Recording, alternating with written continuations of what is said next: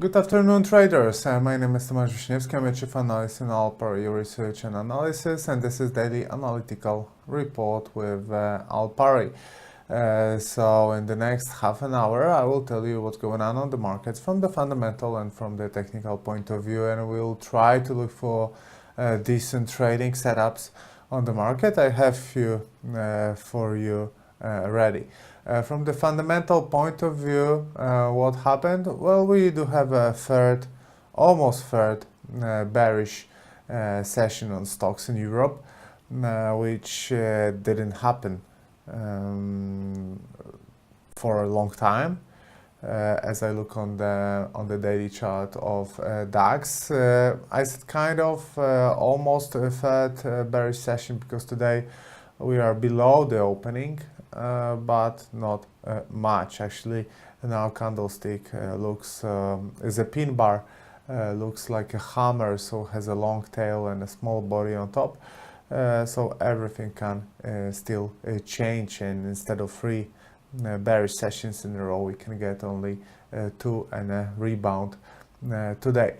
The main story for the market is oil. Yesterday we got a data which was better than expected. Let me show you the calendar. The data, as you can see, EIA crude oil stocks change. Data was better than expected. We got a larger drop in stockpiles, but it didn't happen much.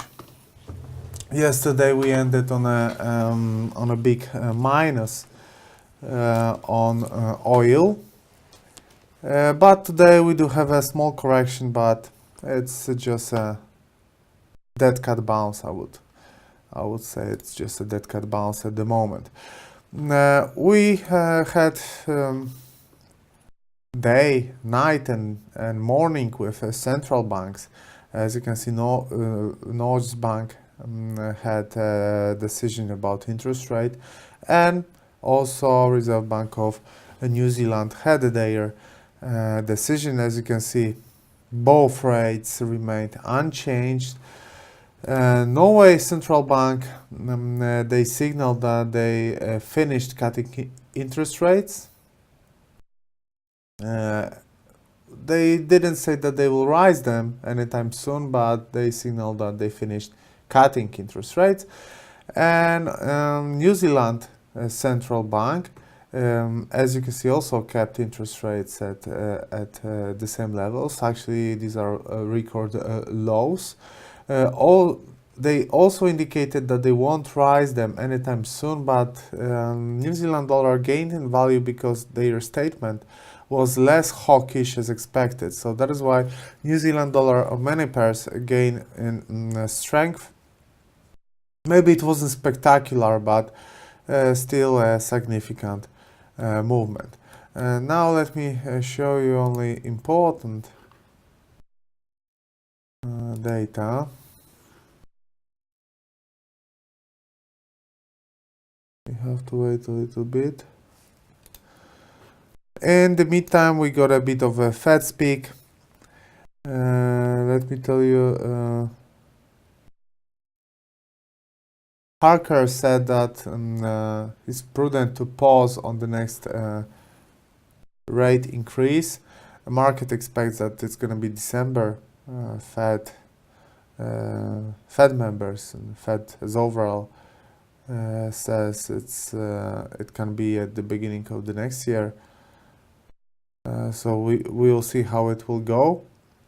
For today, what do we have? As always, on Thursday, initial jobless claims, but it's not moving markets much. Consumer confidence for Eurozone, and we're just waiting for Friday with no major tier 1 data, but pack of data important for Eurozone, for Canadian dollar, and PMIs for United States, which usually has an influence on the market. So it's not like it does not have an influence on the market. Okay, let's analyze charts. using technical analysis. From the technical point of view, first I will show you DAX, because I started with those 3 bearish sessions in a row. As you can see, it didn't happen much lately here. At the end of May, we have end of June. So this may be repeated, but as you can see, the third candlestick is a hammer right now, pin bar. So that actually is a positive candlestick. If the day will close like that, we would be able to expect a positive Friday.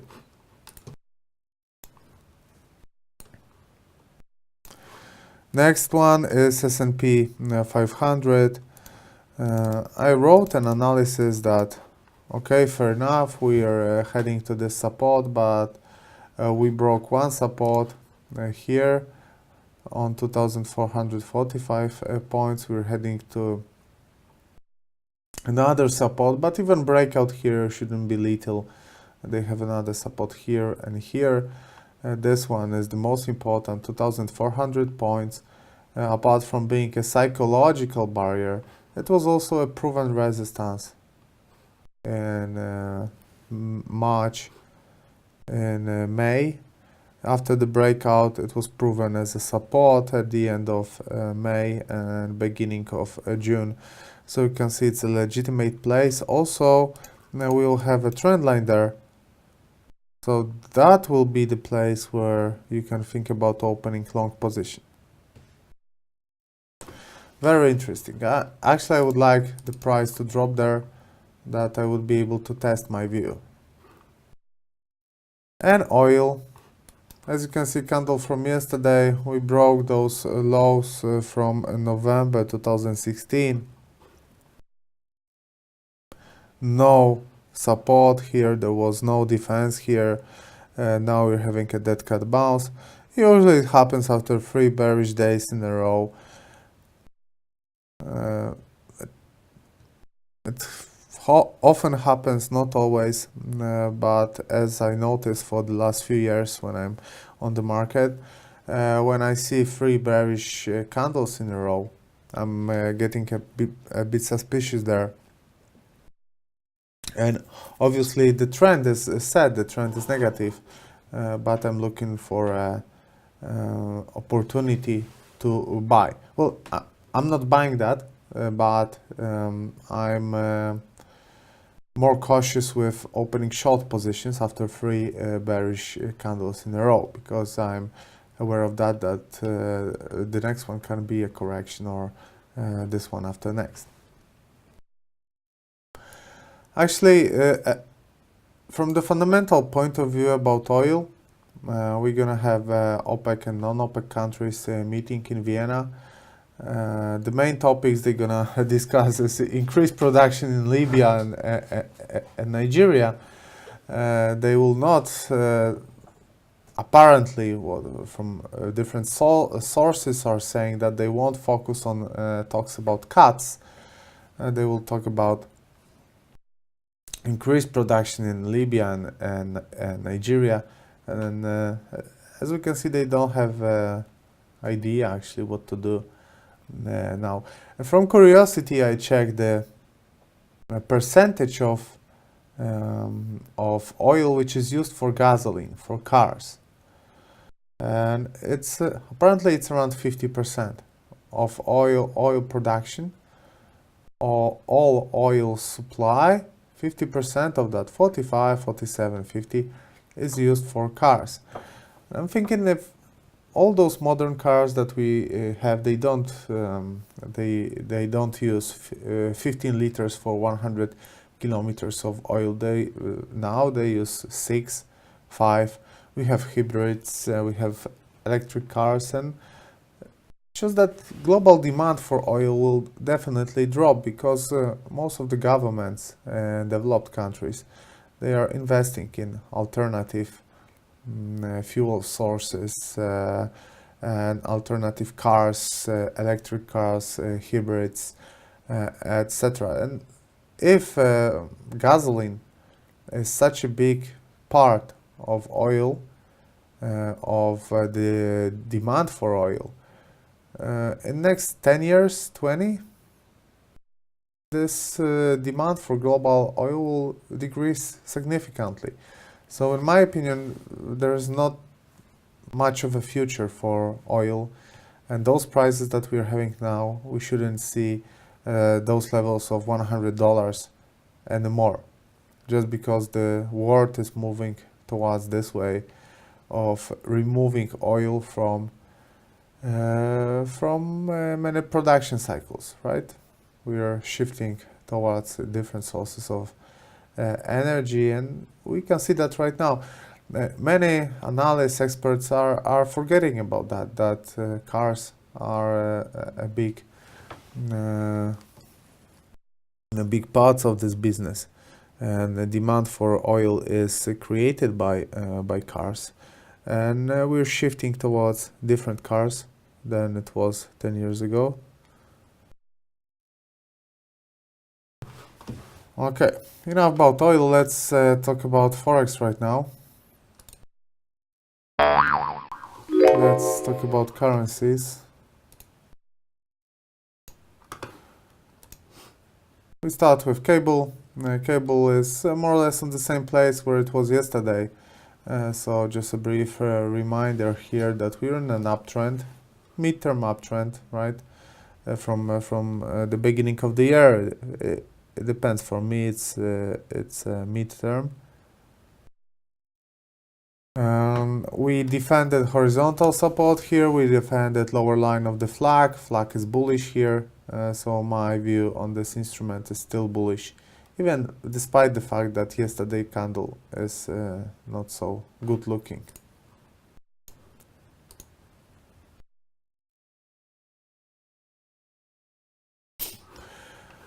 Not much to add here. American dollar to Canadian dollar. We had a nice upswing yesterday, but it's getting erased right now. And most probably we'll have a test of this long-term uptrend line soon. American dollar to Mexican peso. Yesterday I was telling you about the shooting star here. Sellers managed to pull the price higher, and the day did not end with the shooting star, but still ended with a pin bar. With a pin bar bouncing from a horizontal resistance here. As you can see, they managed to pull the price higher at the end of the day.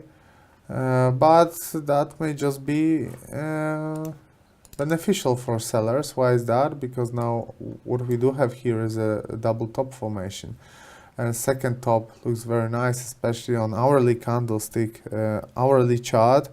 What we do have here is two pin bars, two shooting stars.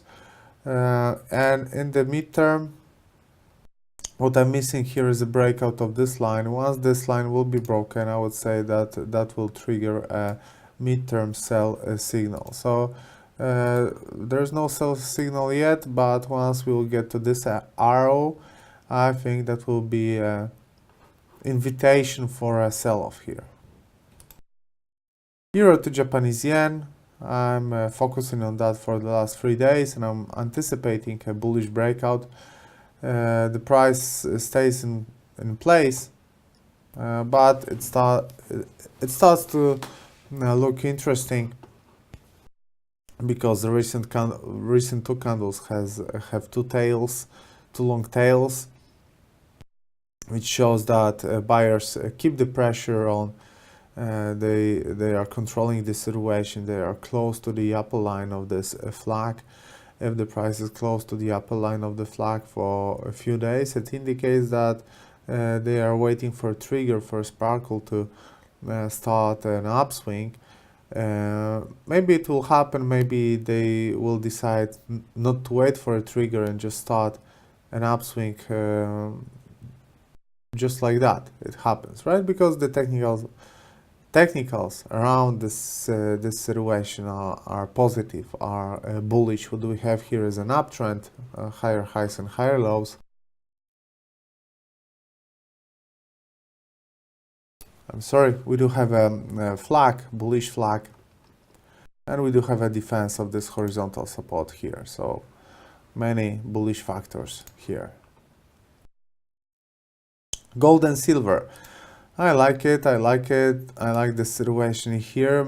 Obviously it's too early to say that we are safe here, but first step towards the better situation was made already. What do we have here on gold? We start with the gold, is that the price after 2 days finally defended this long-term uptrend line. This uptrend line is with us since the end of 2016 and was the last serious stop before the neckline of this head and shoulder formation. That could get nasty if the price would get here, but buyers managed to defend the first support here, and now we're having a good occasion to go to the resistance here. That creates a nice risk to reward ratio because, for example, here you do have $14 of a stop loss, and then you have $25 of take profit. So it's alright, it's not the best risk to reward ratio, but still worth considering. That would be it about gold. I'm in the long term, you know that I'm bullish on gold, so you shouldn't be surprised, but I try to be as objective as possible on gold. That's the key for making profits on the market, that you have to be objective. Don't fall in love in one position, right? If the gold will be definitely bearish, I won't have problems with admitting that. Like, for example, here, if this black line will be broken, that for me will be a definite sell signal, even despite the fact that in the long term I'm bullish in gold. But the key to make money is to be objective and read the situation as it is, not as you would like it to be. It does not work like that. You have to trade what it is. That will give you profits. There's this uptrend line here which started at the end of the year, and there is another one which started at the end of 2015. But on gold you can see we're still far away from this line. It's different on silver, because on silver we just bounced from this line, right? So this is uptrend line which started at the end of 2015, not at the here at the end of 2016. And how does it look on a daily chart? It looks all right. We touched this long-term uptrend line with a doji, and now we're having a bullish candle. There's a possibility that the price will go higher, but the problem with silver is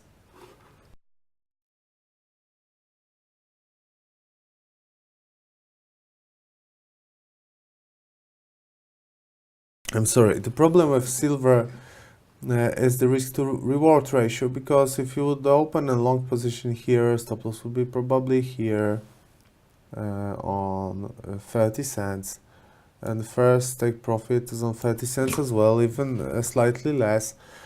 So risk to reward ratio here is 1, which is not actually the best risk to reward ratio that you should be looking for. So from those two, well, first of all, gold is stronger than silver. Second of all, the technical situation here promotes gold. Euro to British pound. What do we have here is a defense of this horizontal support on 0.8775. As long as we stay above the green support, the sentiment is positive. That's it. American dollar to Polish zloty heading higher. My base scenario for this instrument is price touching this resistance here, but I have to wait for that to happen. Euro to New Zealand dollar, first instrument where we can see this reaction on New Zealand dollar, which is here. So New Zealand dollar after that is slightly stronger, but as you can see, it wasn't so influential. It wasn't a game changer because we are on the same levels as we were yesterday, 2 days ago, 3 days ago. We are on the same levels which we were this week. Overall volatility of this movement was 160 pips, which is not much. Especially that, as you can see, we are in the middle of recent upswings and downswings of recent movements. American dollar to Japanese yen. Here is a nice situation because we bounced off this horizontal resistance here, first with shooting star, then with pin bar, and now the price was going lower and it was looking nice, but now they are pulling the price up. And if it will finish with that kind of candle, so a candle with a small body on top and a long tail, that can be potentially very dangerous for sellers, right? Because this kind of setup, this candle is a hammer, and hammer here would be dangerous, would indicate that there is still huge buying pressure here and they won't give up so easily. American dollar, Australian dollar to American dollar. Unfortunately, here we're waiting. Euro to American dollar. We had a breakout of this line, then a comeback. So this horizontal support on orange area is legitimate, is strong. We shouldn't forget about that. This one is not so strong, so we can delete it. And this one we should adjust. So that's the situation on euro dollar. I would say mixed.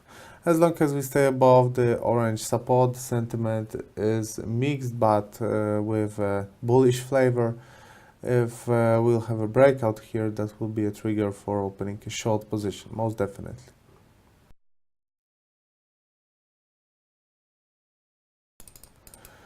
Okay, next instrument is Australian dollar to Japanese yen, where the technical situation was looking very nice.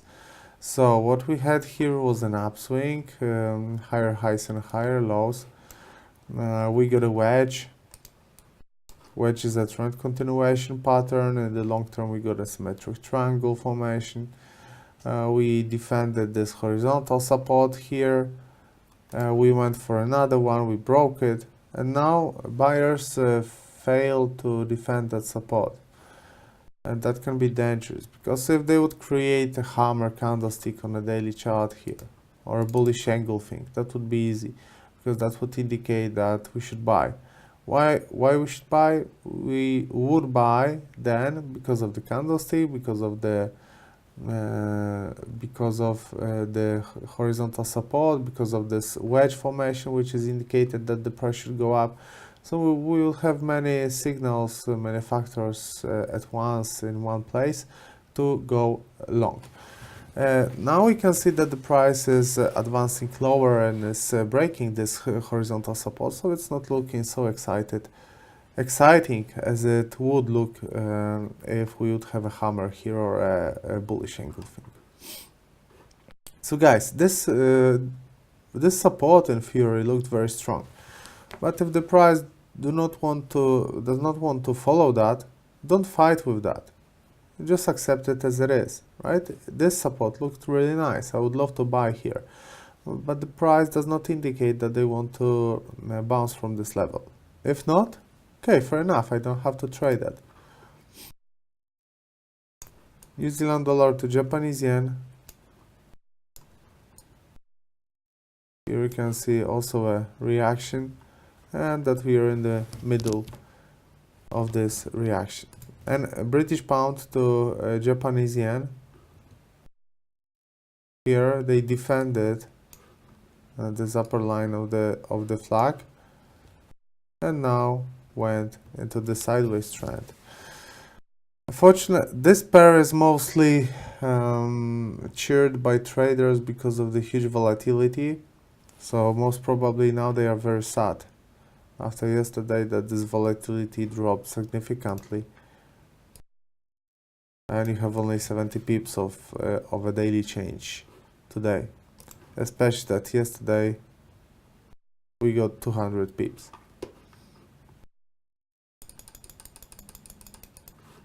Okay, one more time. Cable, rather long, rather short, here rather short, long, rather long, mixed, long, long, short, short, no way. Here, well, I would see a short there on euro dollar.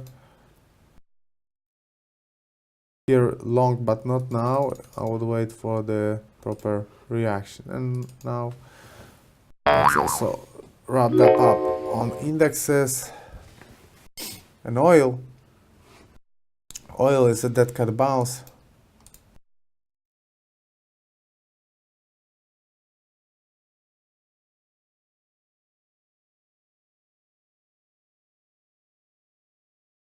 We shouldn't get above the red line. We shouldn't.